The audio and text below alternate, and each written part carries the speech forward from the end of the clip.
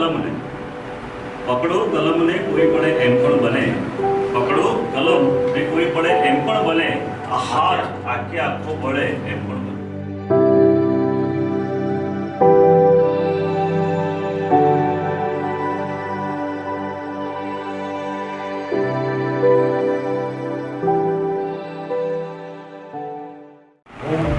પ્રભુ પવિત્ર છું અને તમને પવિત્ર બનાવું.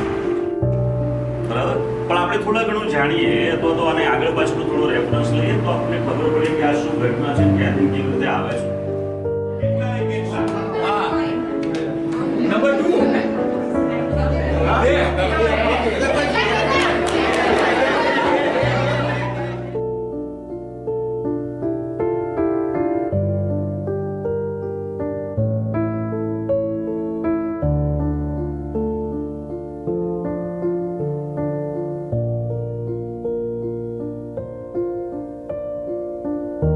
હવે તમારા મતે પીયર પ્રેશર એટલે શું? સહજાયનું દબાણ, દેખાદેખીનું દબાણ તમારા મતે એટલે શું? જોય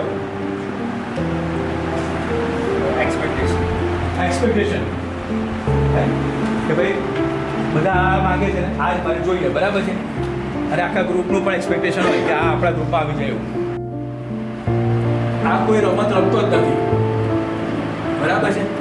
ના ક્રિકેટ, વોલીબોલ, ફૂટબોલ કશાય બને તો એને આપણે કહીએ ચલની આ મજા આવશે, સન્ડે સાંજે અમે લોકો વોલીબોલ રમે છે, અને ધીરે ધીરે એને ફિઝિકલ એની કન્ડિશન સારી થાય એ માટે આપણે એને કોઈ રમતમાં જોડવા માટે પ્રેશર કરીએ છીએ.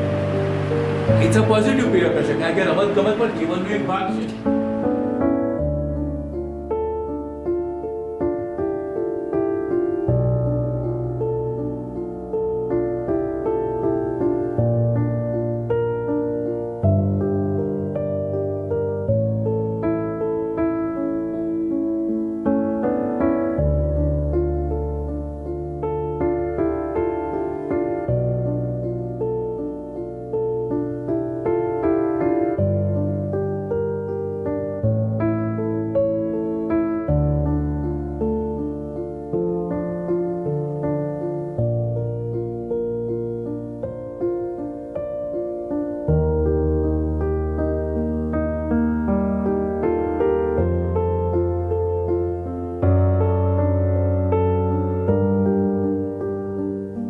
એટલે એ તો તમને આપણને એક થોડો વિશ્વાસ આવવો જોઈએ કે ના બરાબર હું અહીંયા જે બોલીશ એ સેફ છે.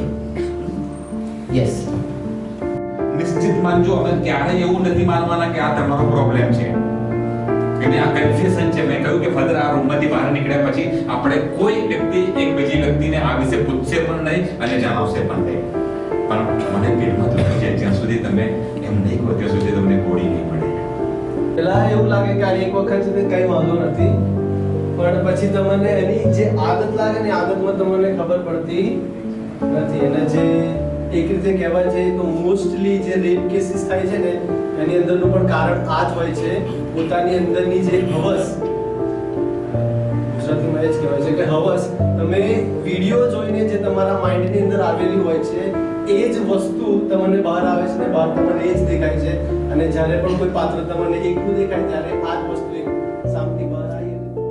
બરાબર છે, આ જ વસ્તુ થાય છે. પણ આનાથી આપણે બહાર નીકળીએ, ક્યારનું શરૂ થયું છે ત્યારથી બસ આ જ એક ટોપિક પર વાત ચાલી રહી છે. અને કદાચ કોઈકને લાગે કે આ ટોપિક બંધ થાય એવું હું વિચારું છું કે થોડાક છે શું એડિક્શન, મોબાઈલની વાત થઈ, આવી મોબાઈલ ઉપરથી જ ચાલુ થાય છે જે આ બધું થાય છે. તમને દેખાય એ વસ્તુ સારી, તમને ગમે એ જ તમારી માટે સારું. કદાચ તમને કોઈ ટોકી જાય તો ના ગમે. See, nobody is bad or nobody is good. We all are best. Because हमें पिता परमेश्वर ने क्रिएट किया है हमारे माँ के कोख में. तो जब उन्होंने क्रिएट किया है तो उन्होंने बेस्ट क्रिएट किया है. बाइबल के अनुसार हम एक सैंपल हैं.